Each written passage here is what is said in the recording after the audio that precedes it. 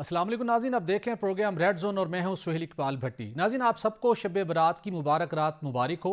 आज इस मुबारक रात जहां पर दुआओं की कबूलियत वाली रात है, जहां पर आप अपने लिए दुआ करेंगे, अपने प्यारों और अजीज़ों के लिए दुआ करेंगे, वहीं पर वतन अजीज़ के लिए भी दुआ कीजिएगा और बिलखुसूस फ़लस्तीन के मासूम मुसलमानों को 69 मुसलमानों को अपनी दुआओं में लाजमी याद रखिएगा और उसके साथ साथ GTV न्यूज़ और उसके साथ प्रोग्राम रेड जोन की टीम को भी अपनी दुआओं में याद रखिएगा। तो नाज़रीन, आज के प्रोग्राम में हम डिस्कस करेंगे कि आइंदा हफ्ते मरकज़ और सूबों में हुकूमत बनने का अमल मुकम्मल होने जा रहा है। आइंदा हफ्ते सूबाए वज़ीर आला और वज़ीर आज़म हल्फ लेंगे, लेकिन उसके साथ साथ अब जो सबसे बड़ा सवाल सामने आ रहा है कि जो 2 साल से जारी सियासी जंगो जदल थी, क्या वो अब ख़त्म हो पाएगी? और सियासी जमातों ने जो दावे किए थे उन दावों के ऊपर अमल दरामद का अमल क्या वक्त शुरू हो पाएगा? और उसके साथ साथ जो सारा ये प्रोसेस हुआ है, पॉलिटिकल पार्टीज ने क्या उससे उनकी लर्निंग हुई है? क्या आने वाले दिनों में वो सिस्टम को डिरेल करने की कोशिशों का क्या हिस्सा बनेंगे या नहीं? इसके ऊपर भी बात करेंगे। और इसके साथ बात करेंगे कि जहां आइंदा हफ्ते हुकूमत साजी का अमल मुकम्मल होने जा रहा है, वहीं पर सदर मुमलिकत आरिफ अलवी ने एक मरतबा फिर एक ऐसी पॉलिटिकल अप्रोच का मुजाहरा किया जिसकी वजह से उनके ऊपर बहुत से इल्ज़ामात भी लग रहे हैं और सवालात भी उठ रहे हैं। आपको बताएंगे कि सदर मुमलिकत आरिफ अलवी ने अब तक वजारत पार्लिमानी अमूर की कौमी असम्बली का इजलास बुलाने से मुतल्लिक समरी पर दस्तखत क्यों नहीं किए, और अगर वो दस्तखत नहीं करते तो मुमकिन तौर के ऊपर कौमी असम्बली का इजलास के वाकई ही 29 फरवरी को हो पाएगा। और इसके साथ बात करेंगे कि आइंदा हफ्ता इंतहाई अहम है बानी PTI और बुशरा बीबी के लिए, जहां पर 190 मिलियन पाउंड केस के हवाले से उनके ऊपर फर्द जुर्म आयद होनी है। और उसके साथ साथ कल इस्लामाबाद हाई कोर्ट में साइफर केस और उसके साथ तोशाखाना केस की सजाओं से मुतल्लिक जो उनकी अपील फाइल की गई तो उसके ऊपर समाअत भी होगी।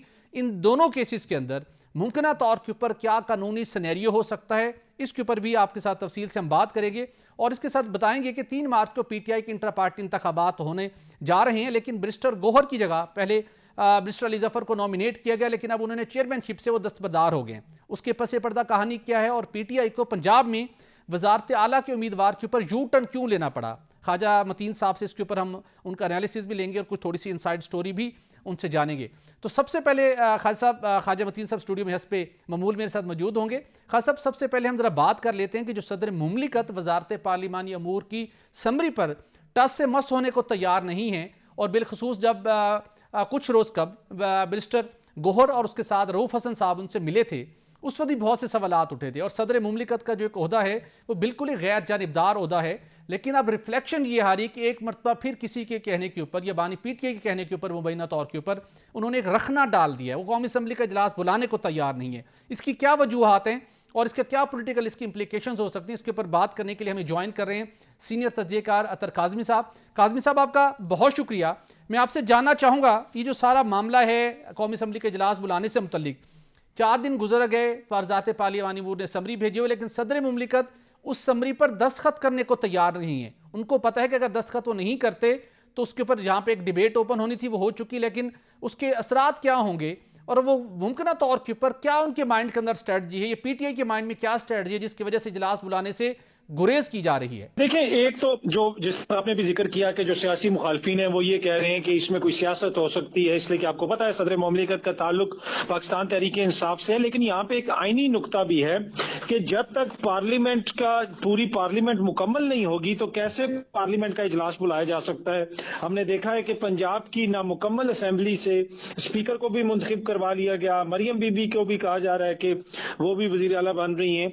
तो मेरे ख्याल में एक ये वजह हो सकती है कि अभी तक रिजर्व सीटों का मसला हल नहीं हुआ, तो पार्लियामेंट मुकम्मल होगी तो फिर इजलास बुलाया जाएगा।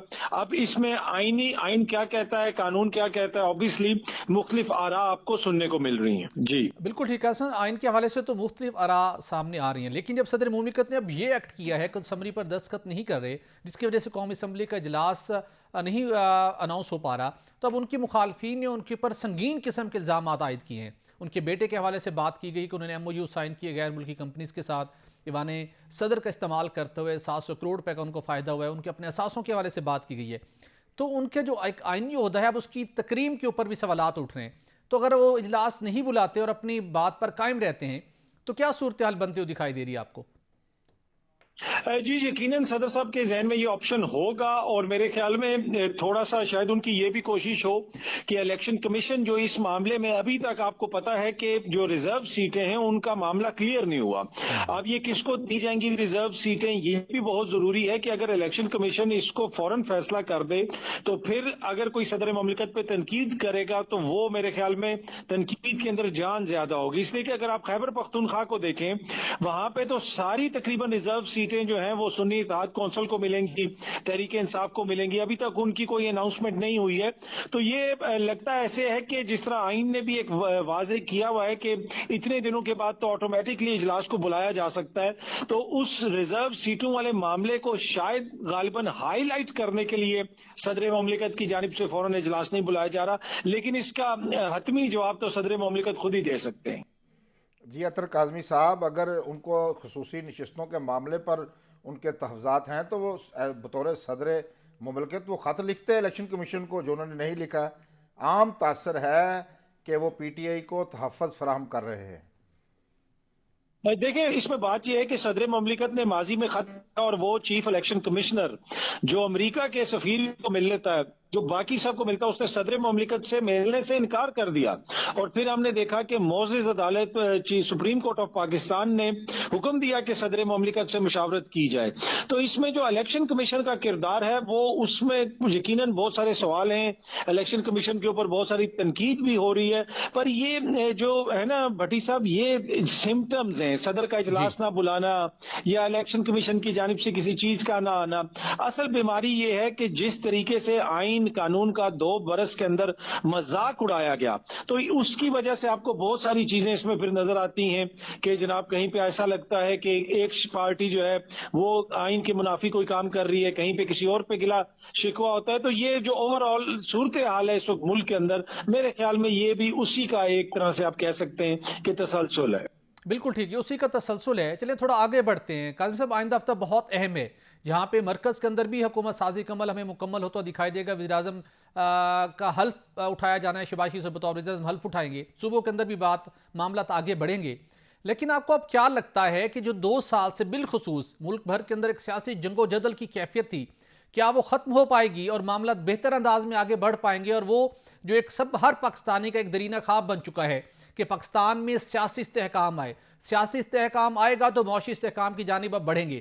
تو اب آپ کو لگتا ہے کہ آئندہ ہفتے جو حکومت سازی کا عمل جیسے تیسے مکمل ہو جائے گا تو حالات آنے والے دنوں میں سیاسی استحکام کی جانب بڑھتے ہوئے ہمیں دکھائی دیں گے؟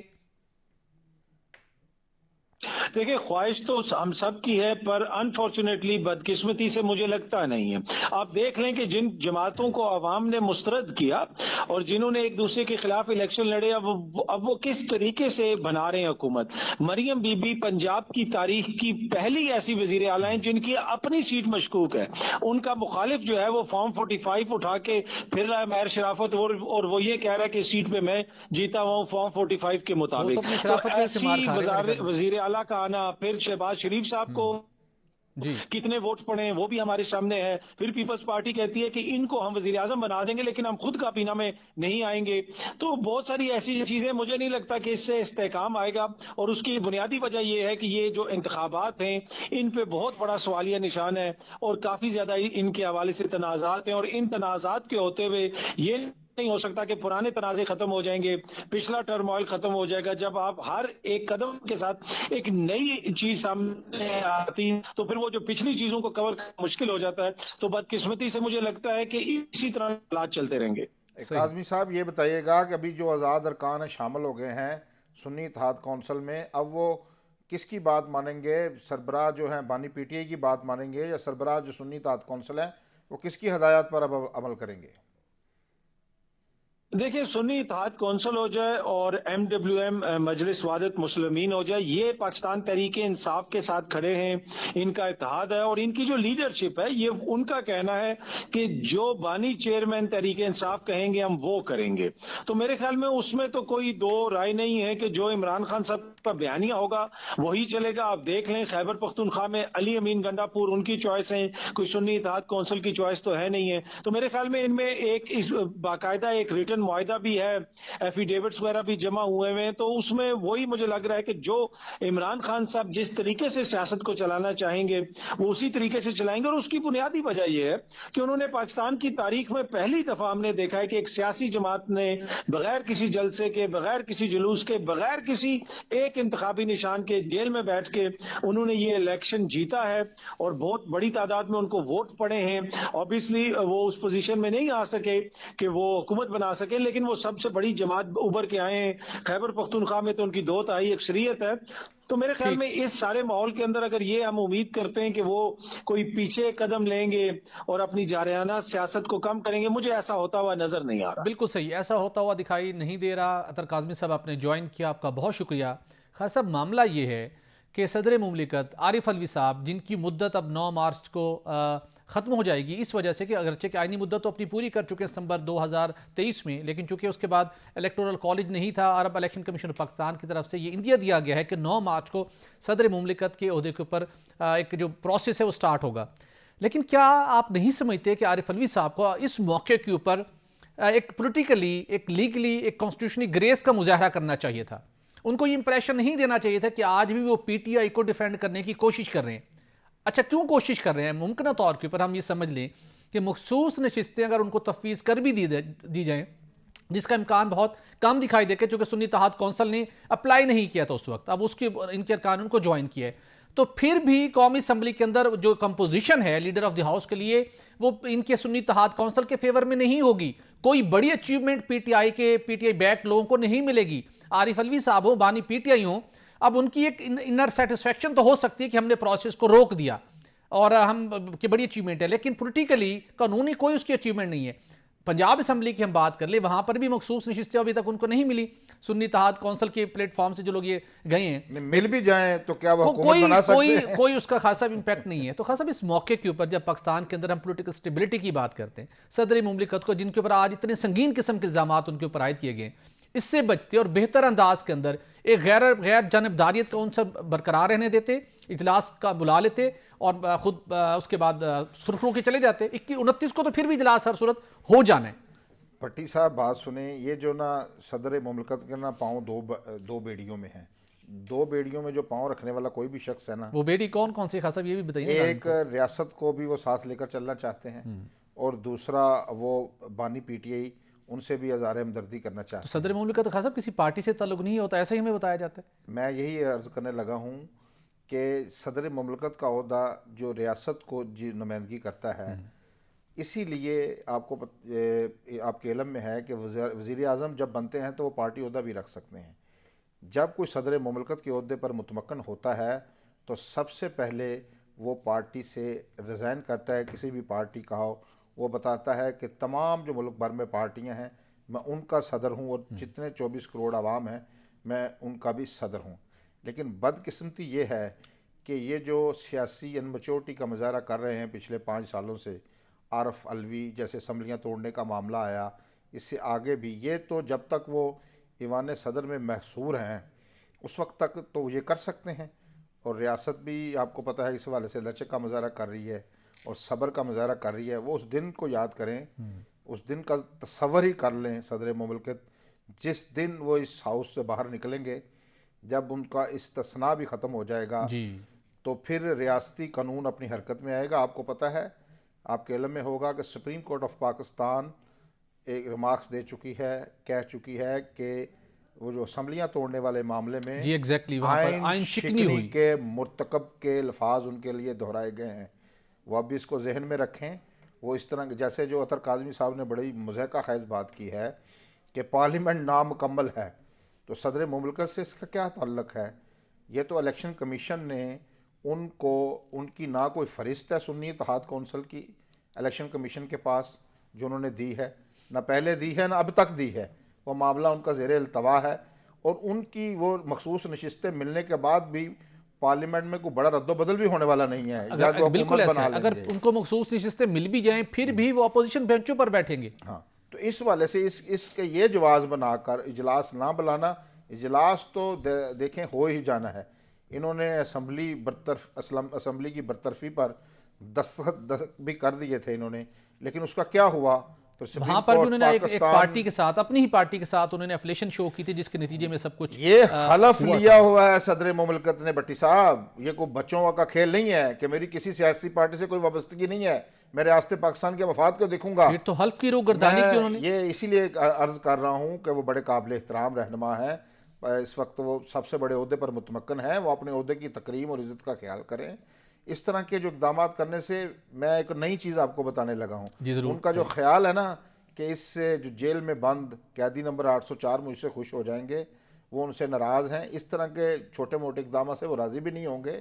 تو اس طرح کی حرکت نہ کریں. آپ ریاست کی نظر میں اپنے آپ کو, اور آئندہ بھی آپ نے اگر سیاست کرنی ہے تو آپ کسی بھی بڑے عہدے کے لیے ایلیجیبل قرار نہیں پائیں گے, کیونکہ آپ نے جو رویہ اور جو جس طرح کے اقدامات کیے ہیں وہ آپ کی جو سی وی ہے اس پر درج ہو چکے ہیں کہ آپ نے ریاست کی بجائے ایک پارٹی کے مفاد کو مقدم رکھا. آپ ساری سیاسی پارٹیاں صدر مملکت کی ہیں, وہ پوری عوام کے صدر ہیں. تو اس طرح کی جو حرکات ہیں ان کو کوئی فائدہ ہونے والا نہیں ہے. نہ انہیں کوئی پولیٹیکل فائدہ ہوگا جس کو وہ خوش کرنے کی کوشش کر رہے ہیں, وہ بھی خوش نہیں ہوں گے. اور دوسری جانب جب ریاست کو وہ سرخ رومال دکھائیں گے, جیسے ہی وہ اس ہاؤس سے جس میں وہ محصور ہیں باہر نکلیں گے, ان پر پھر ایسی افتاد بھی پڑ سکتی ہے جس کے وہ اس عمر میں متحمل نہ ہوں. بالکل ٹھیک. ہم امید کرتے ہیں کہ صدر مملکت عارف علوی صاحب, خواجہ صاحب نے جو دو منظر کشی کی ہیں بالخصوص کہ ان کے اس اقدام سے نہ تو اڈیالہ جیل میں قیدی نمبر 804 ان سے خوش ہوں گے, اور اس کے ساتھ جو ریاست کو سرخ رومال دکھا رہے ہیں تو اس کی بھی ان کی کانسیکوینسز برداشت کرنا پڑیں گے. تو امید کرتے ہیں کہ کل کا دن ان کے پاس موجود ہے, اپنی وہ پولیٹیکل وزڈم کا مظاہرہ کرتے ہوئے قومی اسمبلی کا اجلاس بلائیں گے. بصورت دیگر 29 فروری کو تو قومی اسمبلی کا اجلاس آئینی تقاضوں کے مطابق ہر صورت منعقد ہو جانا ہے. ناظرین, یہاں پر ایک بریک لیں گے اور بریک کے بعد بات کریں گے کہ کیا آنے والے دنوں میں سیاسی جماعتیں اپنی روش بدلیں گی, اور جو قوم سے وعدے کیے گئے تھے ان کے اوپر کس حد تک عمل درآمد ہوگا, اور اس کے ساتھ ساتھ بانی پی ٹی آئی کے لیے آئندہ آنے والا ہفتہ کس حد تک ایک نئے چیلنجز کا سامنا کرنا ان کو پڑے گا. اس ہفتے کے اندر ان کے لیے آئندہ ہفتہ ہے کس حد تک فل آف چیلنج ہو سکتا ہے, اس کے اوپر بات کریں گے. Stay with us. Welcome back ناظرین. آئندہ ہفتہ بانی پی ٹی آئی کے لیے فل آف چیلنج کیسے ہو سکتا ہے؟ دو تین وجوہات ہیں. ایک تو 190 ملین پاؤنڈ کیس کے اندر فرد جرم عائد ہونی ہے, اور اس کے ساتھ جو ان کی سزائیں انہیں کو ہوئی تھی سائفر کیس اور توشہ خانہ کیس کے اندر, اس کے خلاف اسلام آباد ہائی کورٹ میں اب سماعت بھی ہونی ہے کل, یعنی کہ پیر کے روز کو. تو اس حوالے سے ہم ممکنہ طور کے اوپر کیا سینیریو ہو سکتے ہیں, اس کے اوپر بات کرنے کے لیے ہمیں جوائن کرنا ہے ثاقب بشیر صاحب, سینئر کورٹ رپورٹر ہیں, اور اب تک بانی پی ٹی اے کے جو کیسز ہوئے ان کو بہت ان ڈیپتھ اس کی انہوں نے کوریج کی. ثاقب بشیر صاحب, آپ کا بہت شکریہ. جاننا چاہوں گا بانی پی ٹی اے کے خلاف جو 190 ملین پاؤنڈ کا نیب کا کیس ہے, جو ریفرنس ہے وہ فائل ہو چکا, اس کے بعد اس کے انیشل اس کی پروسیڈنگز ہو چکی ہیں, لیکن گزشتہ کئی سماعتوں کے اوپر فرد جرم عائد نہیں ہو پائی, اور اس کیس کی جو سپیڈ ہے جو اس کی پروسیڈنگز کی وہ بھی انتہائی سلو ہو چکی ہے. تو کیا توقع کر رہے ہیں کہ منگل کے روز اس کیس کے اندر ان پر فرد جرم عائد ہو جائے گی؟ بظاہر تو ایسے لگ رہا ہے کہ 190 ملین پاؤنڈ میں اب جو کیس ہے اس میں 27 فروری کو فرد جرم عائد ہو جائے گی. اس کی وجہ یہ ہے کہ پچھلے تقریباً یہ جو جنوری کا اینڈ تھا تب سے لے کر اب تک مطلب 1 منتھ ہو گیا اس کیس میں کوئی سماعت نہیں ہو سکی. نئے جو جج آئے ہیں انہوں نے گزشتہ سماعت پر حاضری وغیرہ لگا دی ہے, جو کاپی وغیرہ تقسیم ہو گئی ہیں, اور اب تقریباً میرے خیال میں 95% چانس ہے کہ 27 فروری کو اس میں فرد جرم عائد ہو جائے گی. اور اس کے بعد اس کیس میں جو ٹرائل ہے وہ باقاعدہ طور پر جو ہے وہ آگے بڑھے گا, اور اس میں جو گواہ ہیں پروسیکیوشن کے ان کو عدالت جو ہے وہ بلائے گی. اس میں خاص بات یہ ہے کہ اس میں 6 جو دیگر ملزمان ہیں ان کو اشتہاری عدالت نے ڈکلیئر کیا ہوا ہے. صرف بشرا بی بی اور جو سابق چیئرمین پی ٹی آئی ہیں ان کی حد تک اس کیس کا ٹرائل اب آگے چلے گا, اور انہی کی حد تک ہی فیصلہ آئے گا. باقی لوگ جب آئیں گے عدالت کے سامنے سرنڈر کریں گے, پھر ان کی حد تک پھر دوبارہ جو ہے وہ کیس جو ہے وہ اس وقت چلے گا.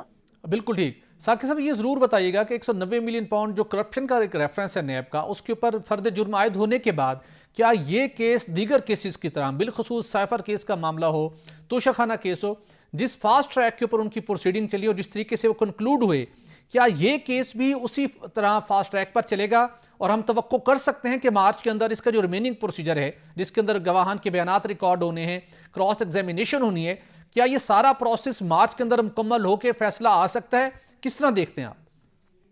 اس میں ایک تو گواہوں کی ایک لمبی لسٹ ہے جن کو جو ہے وہ لایا جانا ہے.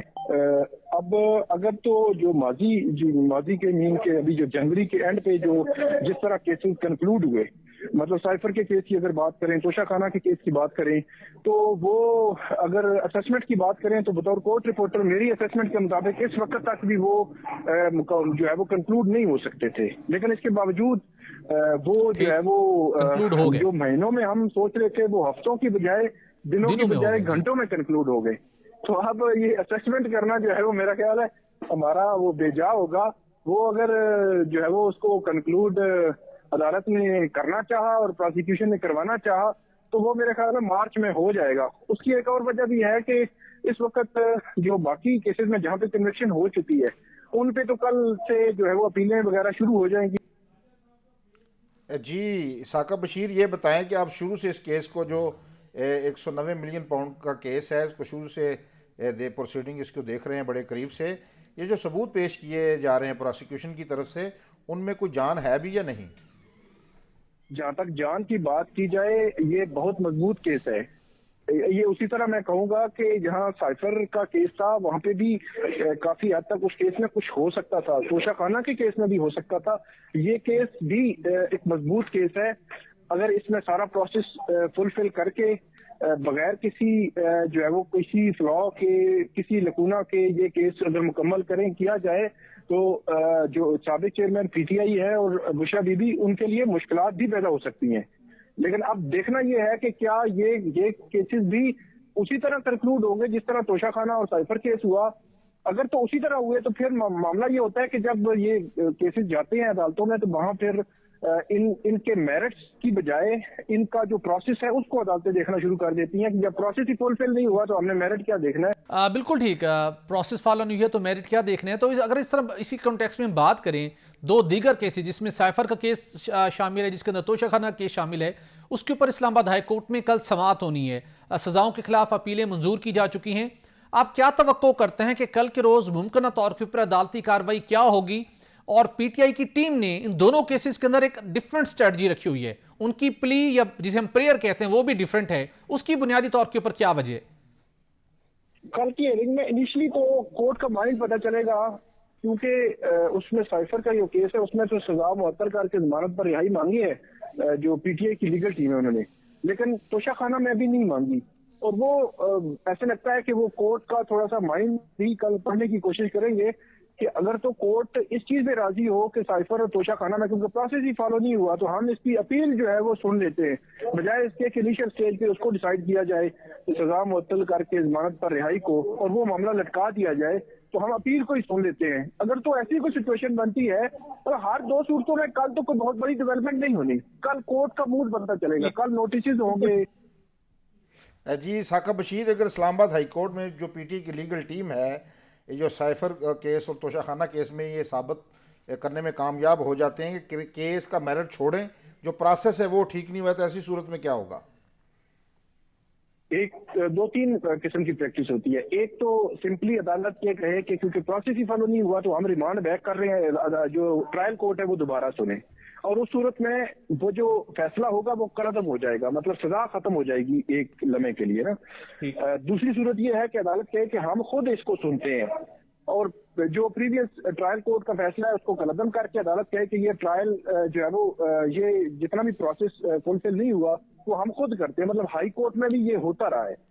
تو یہ دو صورتیں ہیں. تیسری صورت یہ ہے کہ عدالت کہے کہ مطلب سنیں، مطلب جس طرح نواز شریف صاحب کی کیس میں یہ ہوا تھا کہ وہاں پہ جب یہ پوائنٹ آیا ایک العزیزیہ کی ریفرنس کیس میں کہ ہم ریمانڈ کر دیتے ہیں جس جو چیزیں رہ گئی ہیں وہ کر لیں، تو وہاں پہ ان کے وکلا نے کہا نہیں آپ سنیں میرٹ پر ڈیسائیڈ کریں، جو آپ ہی سن کر ڈیسائیڈ کریں. پھر عدالت نے 1-2 گھنٹے جو ہے وہ آرگومنٹ سن کے سنے اور ان کو ڈیسائیڈ کر دیا.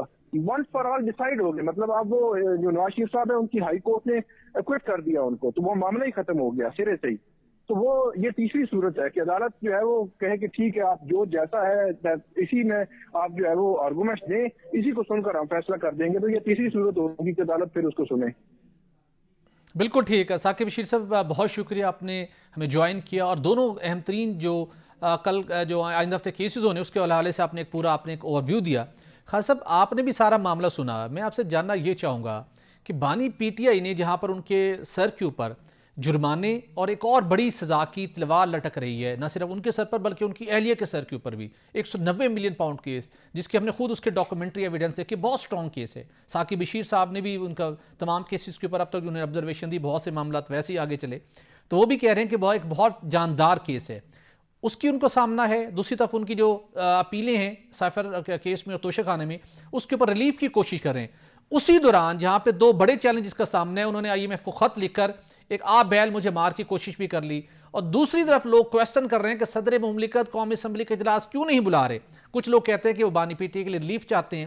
جب آپ نے سیاسی ریلیف حاصل کرنا ہوتا ہے تو پھر آپ کو اپنا جو ایکٹ ہے وہ بھی بہتر انداز میں کرتے ہیں. نہ صدر مملکت وہ کرتے ہوئے دکھائی دے رہے ہیں, نہ بانی پی ٹی آئی. تو ان حالات کے اندر ان کے لیے کیا مسائل آپ کو کم ہوتے ہوئے دکھائی دے رہے ہیں, یا مسائل مزید بڑھیں گے آنے والے دنوں میں؟ بٹ صاحب یہ دیکھیں, یہ جو کیسز ہیں خان صاحب کے خلاف, یہ بالکل ہم بھی دیکھتے رہے ہیں. خاص کر جو 190 ملین پاؤنڈ کا کیس ہے, اس کے حوالے سے آپ کو پتہ ہے کہ آڈیو بھی ایک سامنے آئی تھی ملک ریاض اور اس کی صاحبزادی کی اور بشرا بی بی کی, اور کافی زیادہ چیزیں اوپن اینڈ شٹ کیس ہے ایسے نظر آتا ہے. لیکن میں یہ سمجھتا ہوں کہ جس طرح ایک عام شہری کا حق ہے کہ اس کا شفاف طریقے سے ٹرائل ہو, اسی طرح یہ تمام جو بنیادی حقوق ہیں وہ بانی پی ٹی آئی کو بھی ملنے چاہیے. کوئی بھی ایسا فیصلہ جو اجلت میں سنایا جائے یا اس کے پورا موقع نہ فراہم کیا جائے ملزم کو اپنی صفائی پیش کرنے کا, تو یہ بھی میں سمجھتا ہوں زیادتی ہوگی. ان کو پورا موقع فراہم کیا جائے. پہلے بھی جس طرح ثاقب بشیر بتا رہے تھے, یہ جو سائفر کیس اور توشہ خانہ کیس میں جو بظاہر ایسے لگتا ہے ہمیں کہ بڑی اجلت دکھائی گئی اور انتخابات سے قبل ہی ان کے فیصلے آئے, تو اس پر بڑے سوالات اٹھائے گئے تھے. جی بالکل. تو میں یہ سمجھتا ہوں یہ جو 190 ملین پاؤنڈ کا کیس ہے, چاہے یہ اس کو ثابت ہونے میں, یہ جرم ثابت ہونے میں, یا ان کو صفائی پیش کرنے کا جتنا بھی موقع ہے, یہ جتنے بھی دلائل جو بھی ریکوائرمنٹس ہیں عدالت کی, دیکھیں فیصلہ تو عدالت نے کرنا ہے نا بھٹی صاحب. جی بالکل.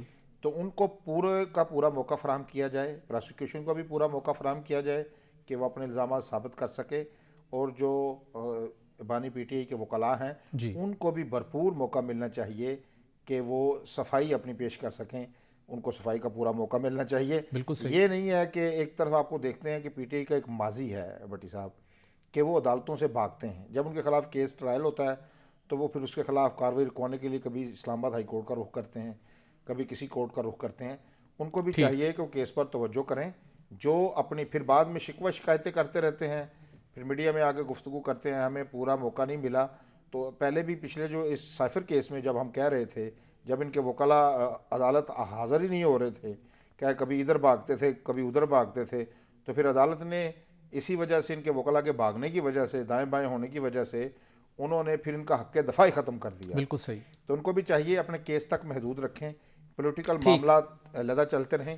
یہ جو عدالتی معاملہ ہے, یہ آپ کو بھٹی صاحب ایک بات ذہن میں رکھنی چاہیے کہ یہ اس میں اگر شفافیت کا تاثر نہیں آئے گا کیسوں میں, تو جو بھی سزائیں ہوں گی ان کا بھی کوئی تاثر قائم نہیں ہو سکے گا. لوگ اس کو درست سزائیں نہیں مانیں گے. پورے کا پورا موقع ملنا چاہیے تاکہ یہ اپنی بے گناہی ثابت کر سکیں. اگر بے گناہی ثابت نہیں ہوتی تو جو بھی قانون میں درج سزا ہے ان کو بالکل ٹھیک. اس میں کوئی دوسری رائے نہیں. قانون کے مطابق شفاف ٹرائل ہونا چاہیے اور ان کو پورا موقع ملنا چاہیے کہ وہ مطمئن ہو کہ جو ٹرائل ہوا اس کے اندر ان کو موقع ملا, گواہان کو کراس ایگزامن کرنے کا موقع ملا, یقینی طور پہ موقع ملنا چاہیے. لیکن پی ٹی آئی کے وکلا کی بھی ذمہ داری ہے کہ وہ ٹال مٹول کرنے کی بجائے بھرپور طریقے سے سارے اس پروسیس کا حصہ بنے. ناظرین, یہاں پر ایک بریک لیں گے اور بریک کے بعد کچھ دیگر ایشوز پر بات کریں گے. Stay with us. Welcome back ناظرین.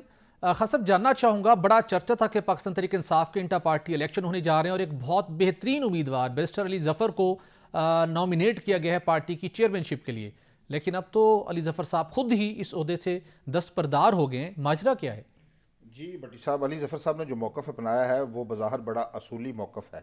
وہ یہی موقف ہے ان کا کہ میں کیونکہ بانی پی ٹی آئی کو رہائی کرانے کی کوششوں میں شریک ہوں, اگر میں ان کو چیئرمین بن جاتا ہوں تو میری اس میں میرا جو مفادات کا ٹکراؤ ہو سکتا ہے کہ میں پھر میری یہ کوشش ہوگی کہ میں اپنی چیئرمینی برقرار رکھنے کے لیے ان کو ان کی رہائی کی کوشش نہ کروں اور زیادہ سے زیادہ عرصہ اندر رہیں تاکہ میں چیئرمین برقرار رکھ سکوں. یہ انہوں نے بظاہر موقف اختیار کیا ہے جو بڑا باصولی لگتا ہے.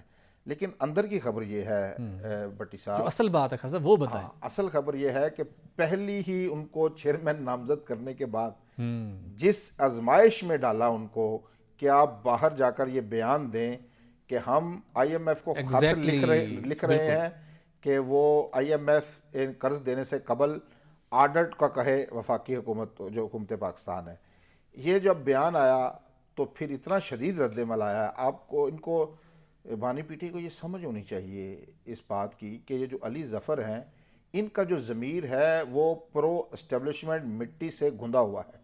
یہ ایس ایم ظفر کے بیٹے ہیں جو اور اس ہمیشہ دن اڈیالہ جیل کے بعد جب وہ میڈیا سے بات کر رہے تھے آئی ایم ایف کے خط کے حوالے سے، ان کی باڈی لینگویج بڑی واضح تھی کہ وہ کس اضطراب سے دوچار تھے۔ وہ یہ دیکھیں نا جس طرح کے یہ فیصلے کر رہے ہیں خان صاحب، اور خود بھی اپنی آزمائش کو طوالت دے رہے ہیں، اور ساتھ ساتھ ان اپنے دوستوں کو بھی جو ان کے حمایتی ہیں، جو ان کے لیے ان کی رہائی کی کوشش کر رہے ہیں، جو ان کے لیے جان لڑانے والے لوگ ہیں۔ ہمیشہ جو بڑے لیڈر ہوتے ہیں وہ اپنے کارکنوں تک، بٹی صاحب آپ تحریک پاکستان کا مطالعہ کر کے دیکھ لیں، اس وقت بھی جتنی بھی تجاویز آتی تھیں، نہرو، گاندھی ہوں، قائد اعظم محمد علی جناح ہوں، یہ جتنی بھی سخت تجاویز آتی تھی کہ آپ کارکنوں کو سول نافرمانی کی تحریک چلا دیں، فلاں کر دیں، تو یہ لیڈرشپ اس وقت کی بھی سوچتی تھی۔ انہوں نے تو ایک غیر ملکی قابض فوج کو، تاج برطانیہ کو یہاں سے نکالا تھا۔ یہ تو اپنے لوگ ہیں۔ آپ نے یہی آزمائش ہوتی ہے جب آپ پر کڑا امتحان ہوتا ہے، اس وقت آپ اپنی سوجھ بوجھ کے مطابق بغیر لڑے راستہ بناتے ہیں۔ جس طرح آپ نے انتخابات میں حصہ لینے کا فیصلہ کیا، یہی الیکشن کمیشن ہے بٹی صاحب، جن پر روز یہ ہدف تنقید جن کو بناتے ہیں، جن پر یہ ہدف تنقید تو ایک چھوٹا سا لفظ ہے، طعن و تشنیع، بد دعائیں، پتہ نہیں غدار کیا کیا القاب سے ان کو نوازا گیا ہے۔ اسی سسٹم سے یہ پختونخوا میں 2/3 اکثریت سے حکومت بنا رہے ہیں۔ اسی سسٹم سے یہ 120-25 سیٹوں کے ساتھ پنجاب اسمبلی میں موجود ہیں۔ اسی سسٹم کے تحت یہ وفاق میں 100 سے اوپر نشستوں کے ساتھ یہ موجود ہوں گے۔ اب آپ نے جو گفتگو علی امین گنڈا پور کی سنی ہے، یہ دیکھیں نا، ان کو نامزد کیا انہوں نے ادھر۔ اب جو فضل الرحمان صاحب کے بارے میں انہوں نے جو بد زبانی کی ہے، جو ان کا خاصا رہا ہے، ہمیں پتہ تھا کہ وہ فخر محسوس کر رہے تھے، اور جس طرح ان کی باڈی لینگویج دیکھیں آپ، یہ جو مولانا فضل الرحمان جو ان کے ساتھ قربتیں ڈھونڈنے کی کوشش کر رہے تھے، اب ان کی جو ذہنیت ہے وہ اتنے بڑے عالم دین کو، ایک بڑی جماعت کے سربراہ کو، آپ میں سمجھتا ہوں کہ آپ کا سیاسی اختلاف جو ہو، جو مرضی ہو، عمر میں بھی بڑے ہیں آپ سے، بالکل ایک سینئر رہنما ہیں، ان کو آپ یہ کہہ رہے ہیں کہ ان کو پاگل خانے میں بھیج دیں۔ بٹی صاحب یہ دیکھیں، اس کا مطلب ہے کہ ان کے دلوں میں جو بغض ہے، جو نفرت بھر دی گئی ہے، وہ یہ جو نفرت کے پل ہیں یہ ایسے عبور ہونے والے نہیں ہیں۔ درست کا خاصا پروگرام کا وقت بھی ختم ہو رہا ہے، کچھ اور ایشوز بھی ہم نے ڈسکس کرنے تھے ناظرین، آج ہم نہیں کر پائے، اور خاص صاحب نے بہت اہم بات کی کہ اب نفرتوں کو ختم کرنے کا وقت ہے، اب دلوں کو جوڑنے کا وقت ہے، اور معاملات کو ہم نے آگے لے کے بڑھنا ہے، اور ہم امید کرتے ہیں کہ تمام سیاسی جماعتیں، بالخصوص پاکستان تحریک انصاف کے جیتنے والے امیدوار، اب تھوڑی سی اپنے دل میں نرمی پیدا کریں گے، پولیٹیکل ٹیمپرامنٹ کا مظاہرہ کر کے معاملات کو بہتر انداز میں چلانے کی کوشش کریں گے۔ ناظرین ہمیں دیجیے اجازت، اپنا خیال رکھیے گا، اللہ حافظ۔